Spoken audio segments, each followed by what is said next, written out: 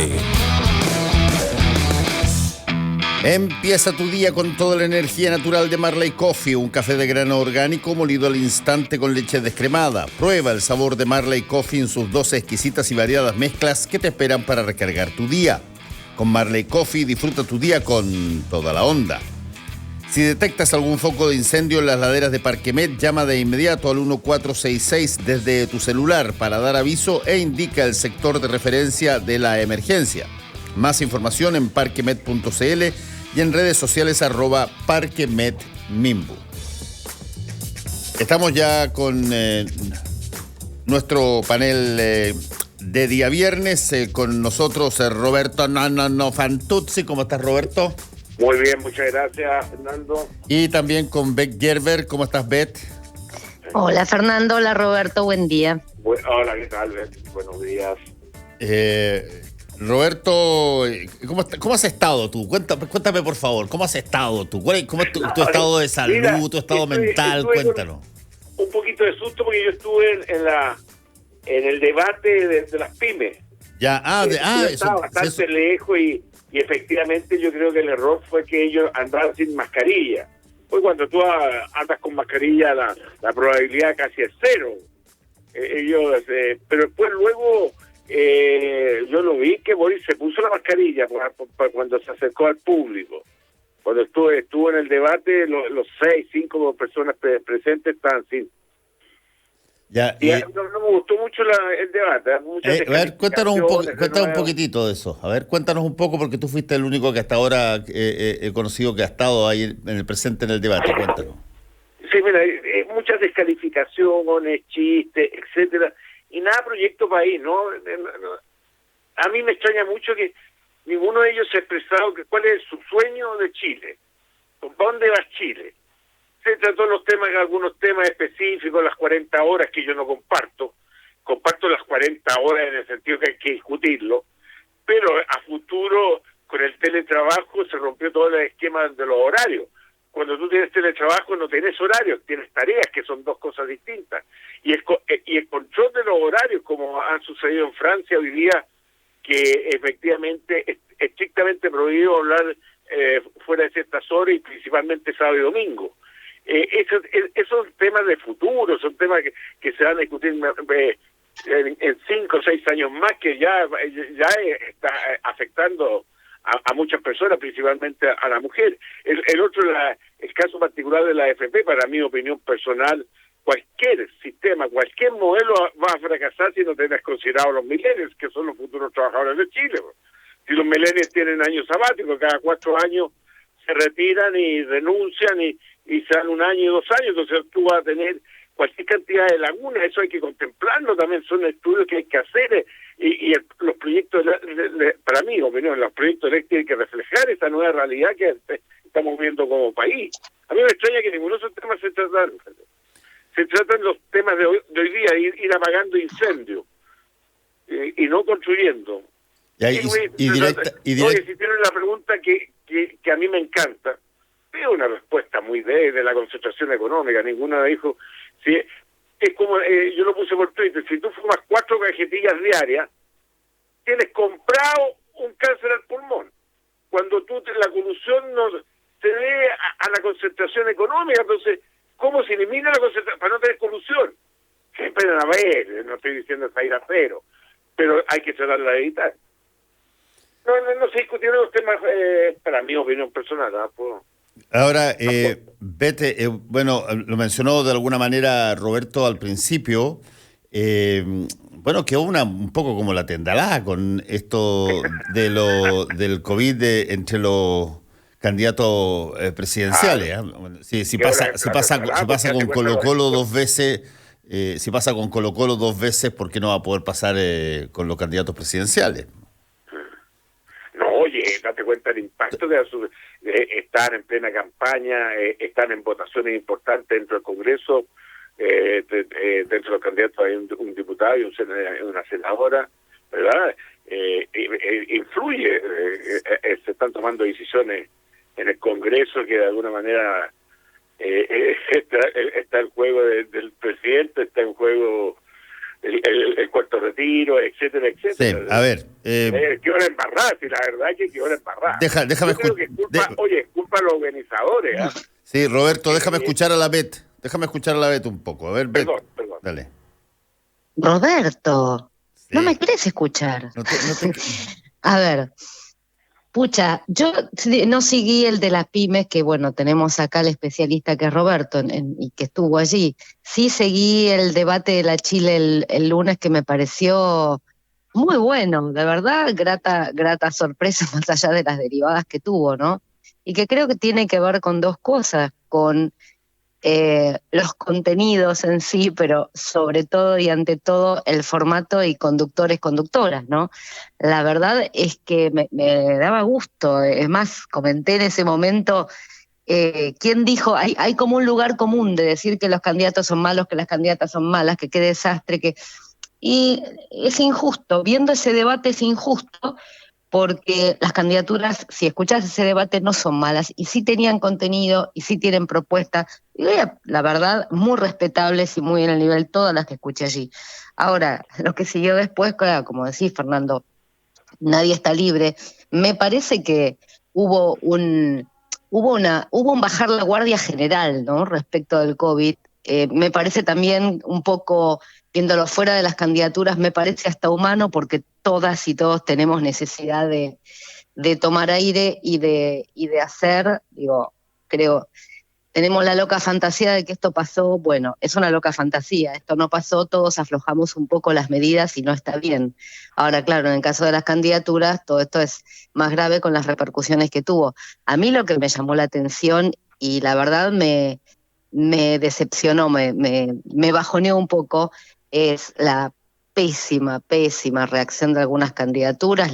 Desde la comunicación política esto ha sido, pero me parece desastroso en general, pero diría, fíjate que después de lo que pasó con Gabriel, un medio diciendo esto de si ocultó o no ocultó información, la ficha clínica, etcétera, también me llamó la atención y me alarmó mucho el nivel general de la discusión en redes sociales, que apuntaba a si la ficha clínica era cierta o no cierta, y yo quiero llamar la atención sobre una cuestión ética anterior y de fondo. Lo que no hay que hacer es difundir fichas clínicas.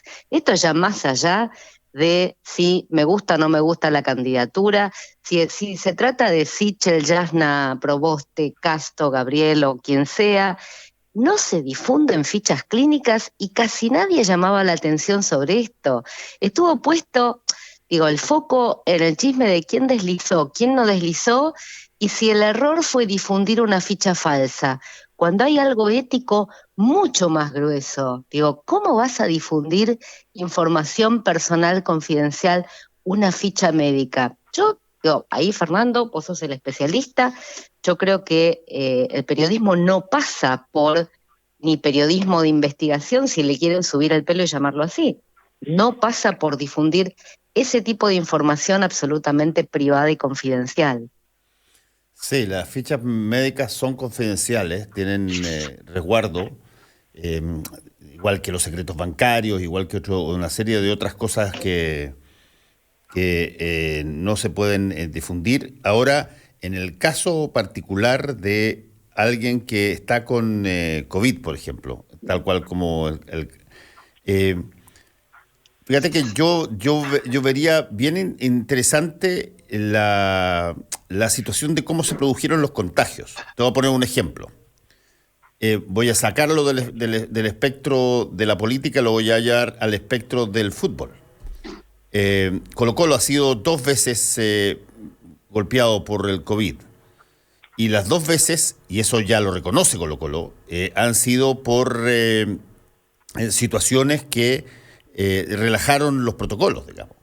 De otra manera hubiese sido imposible. ¿Es pertinente o no es pertinente determinar cómo se contagió, por ejemplo, un equipo? Y tú probablemente no vas a llegar a una ficha médica, pero sí vas a llegar a una situación donde, por ejemplo, dejaron entrar a familiares al camarín, hicieron una fiesta más allá de las proporciones, en fin. Pero lo de las fichas médicas, tú tienes razón, son situaciones que solamente pueden darse a conocer con el permiso de el dueño de la ficha médica, que es el paciente o la persona.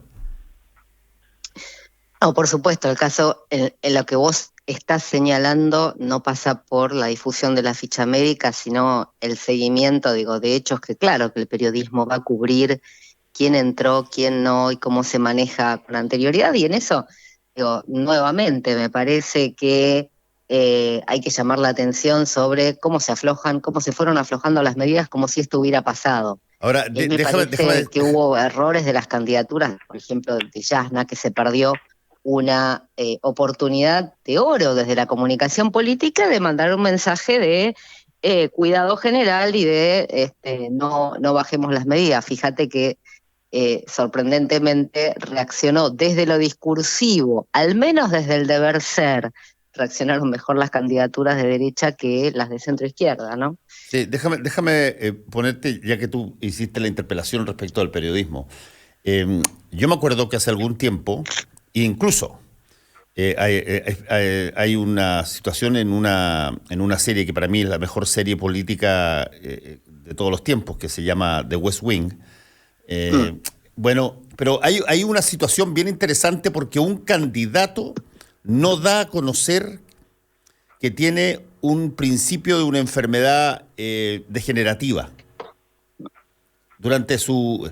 y entonces surge todo en la discusión pública, surge toda la idea de si es que el público votante tiene o no tiene derecho a saber que esa persona eventualmente puede estar indispuesto para el cargo.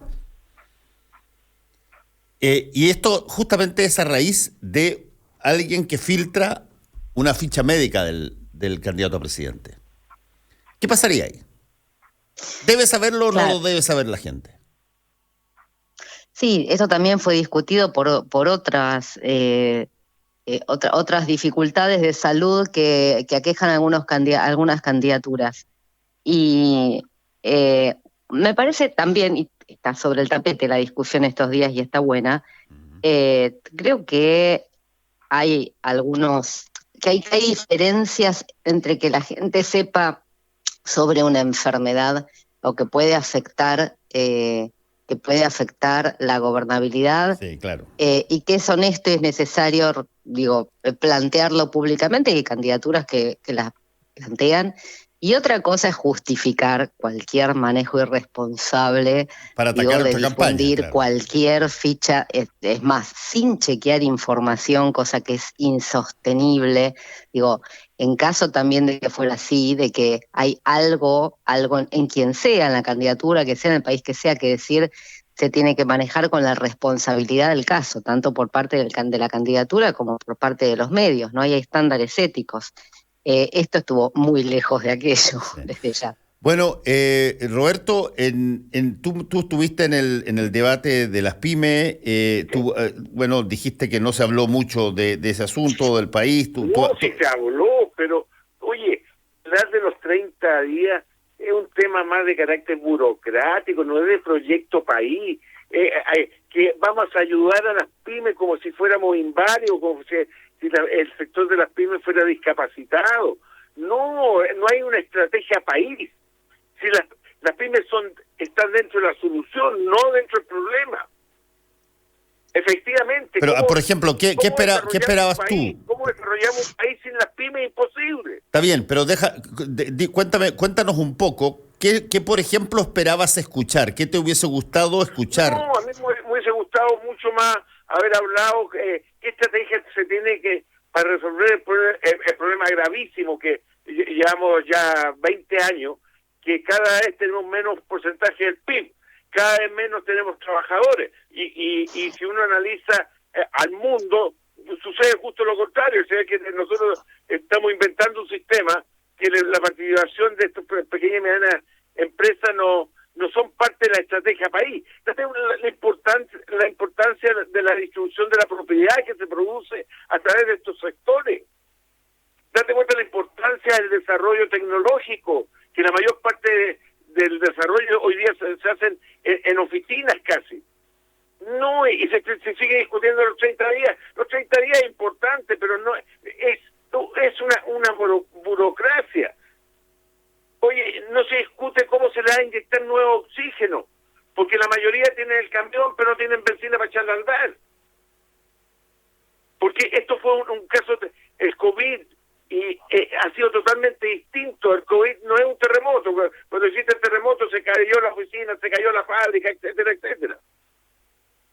Toda la estructura de capital, de activos existe. Entonces, para mi opinión, no son estadistas. A mí me gustaría ver qué pensaban, cómo está inserto este sector dentro de sus programas, de sus proyectos país. No que hablar de ayuda. Por favor, no somos cabros chicos para que nos estén ayudando. Ahora, Roberto, sí. Perdón. Dale, Bet. No, pues, escuchándote, me doy cuenta de el gran error que es separar al sector productivo, de la academia, porque el debate de la Chile, que yo sigo valorando y que estuvo muy bueno y que tuvo que ver con ciencia, tecnología e innovación, claramente tiene que ver con lo que estás mencionando. Y de verdad creo que tendrían que estar integrados en este tipo de debates estos sectores, porque, y esto lo venimos conversando en este panel hace mucho, qué pasa con la matriz productiva, qué pasa cuando no hay valor agregado, qué es lo que padece, pero permanentemente o hace mucho tiempo, Chile y en general nuestros países, ¿no? Presos de las commodities, presos de sus riquezas naturales, que son bendición y maldición al mismo tiempo, lo hemos conversado muchas veces. Y estos temas que estás mencionando sí se tocaron y sí se relevaron el día lunes, y varias candidaturas lo hicieron. No estoy hablando en favor de una u otra, de verdad a mí me sorprendió gratamente el nivel. Y la innovación tecnológica está absolutamente vinculada con lo que estás mencionando, pero parece que se tomaran como compartimentos estancos. Por un lado están los que piensan en ciencia, tecnología e innovación, por el otro lado están las pymes. Y la verdad es que tienen que ser parte de un mismo proyecto y también estar integradas desde el debate, ¿no?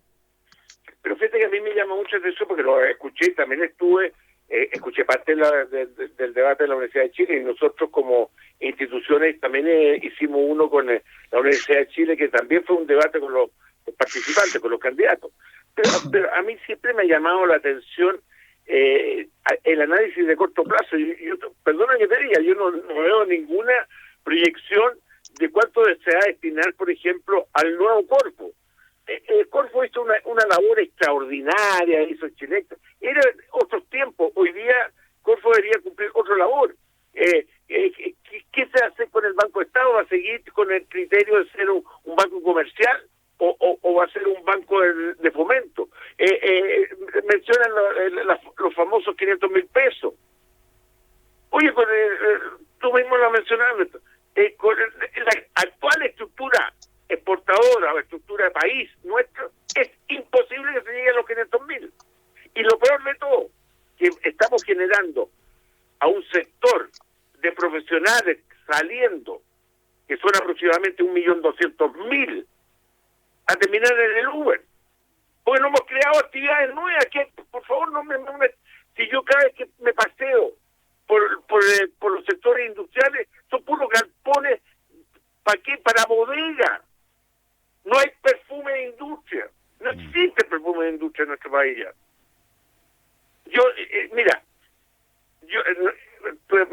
Fernando me va a decir que estoy negativo. No es que estoy negativo, estoy desilusionado. Yo esperaba una discusión mucho más profunda de los candidatos, de un programa distinto. Pero bueno, puedo puedo también estar equivocado en ciertos temas que yo le considero que son de suma importancia y que no sean así para resolver los problemas del país. Sí, bueno, ese fue el debate que tú asististe en torno a la PYME. Entiendo que queda todavía algún debate pendiente, ¿o no? No sé. Oye, y yo creo que Boris no venía, no venía, yo creo que se podría haber adquirido el contagio en el debate. No, él venía de antes. Pero actúa totalmente normal. Una persona que está enferma que dicen que se siente pésimo uno. Él actuó perfecto. No, esto era... la noticia salió antes del debate. La situación de Boric salió antes del debate. ¿Salió antes?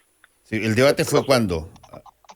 Fue el martes en la mañana, a las 9. El martes pasado. No, puede haber salido la información inmediatamente después, pero...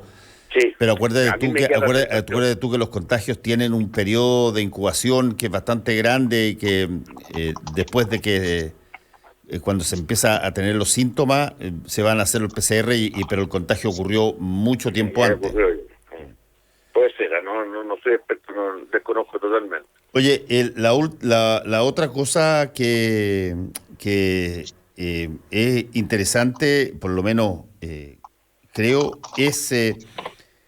que ya se han consolidado determinadas tendencias, por lo menos a niveles de encuesta. José Antonio Kast aparentemente habría ya pasado, ya hace tiempo hace por lo menos 2 o 3 días que no se habla de Sebastián Sichel, se habla mucho más de José Antonio Kast.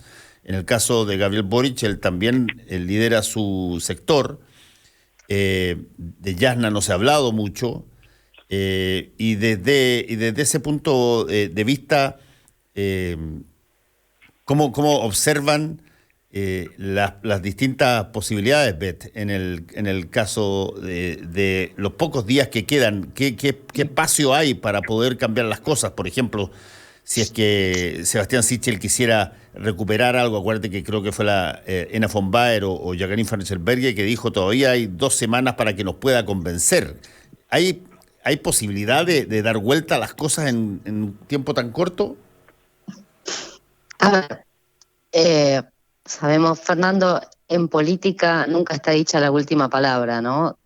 Siempre puede ocurrir algo, pero tendría que ser así, entre catastrófico y de un impacto descomunal, creo, para dar vuelta a las grandes tendencias que ya vienen dadas. Y esto, ojo, siempre, yo amo las encuestas, las sigo mucho, pero creo que hay que tomarlas con pinzas porque la mayoría de las encuestas fue preguntando al total de la muestra, no a votante probable. Ahora algunas intentan tomar, esta semana 2 o 3, tanto Criteria como Pulso Ciudadano han tomado votante probable, pero no es fácil estimar el votante probable porque además está fluctuando todo el tiempo. Hay un sector joven grande que primero no sabemos quiénes son los votantes probables con certeza y tampoco sabemos cómo se comportan, 2 incógnitas que parecen de perogrullo pero que hacen que sea muy difícil. En este momento yo creo que ninguna encuesta de las que circulan puede representar a la población chilena.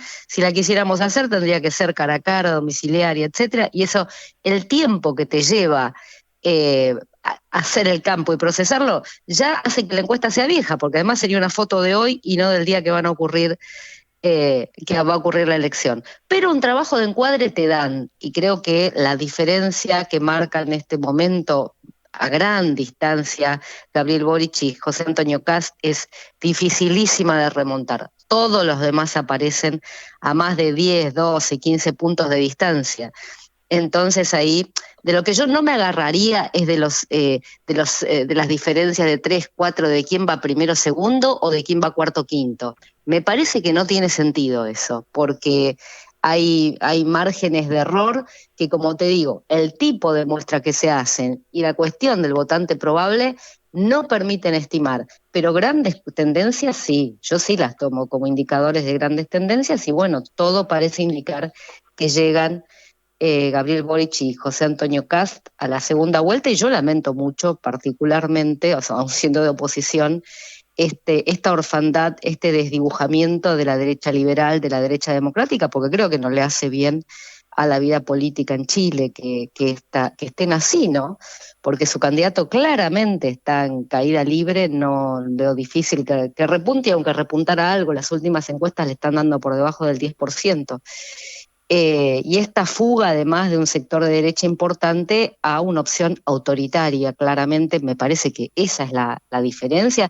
Eso es lo que debe marcar a todas las candidaturas. Hay es necesario trazar un cordón sanitario, no entre derecha e izquierda, sino entre autoritarismo y democracia. Bueno, la forma en cómo lo plantean desde el otro lado es casi exactamente como tú lo has señalado, Beth, pero invierten los términos. Está la posibilidad de la libertad y el orden contra el Partido Comunista. Y la situación, por lo tanto, vamos a tener, si es que acaso pasan efectivamente, como dicen las encuestas, Gabriel Boric y José Antonio Kast, vamos a tener probablemente uno de los debates y de las competencias, a mí me parece que son más proclives de llegar a, no solamente comunicacionalmente, comunicación extrema, sino que a posiciones donde va a tratar de forzarse a través de las comunicaciones de ambos candidatos a la gente que debata sobre la base de dos situaciones que van a ser caratuladas como extremas. La extrema derecha autoritaria pro dictadura y el Partido Comunista también considerado totalitario y ser senador de las libertades económicas. Y en ese contexto, si se da así, si el debate se da de esa manera, bueno, me parece a mí que vamos a probablemente ver mucho más voto por emoción que por razón, que por cabeza.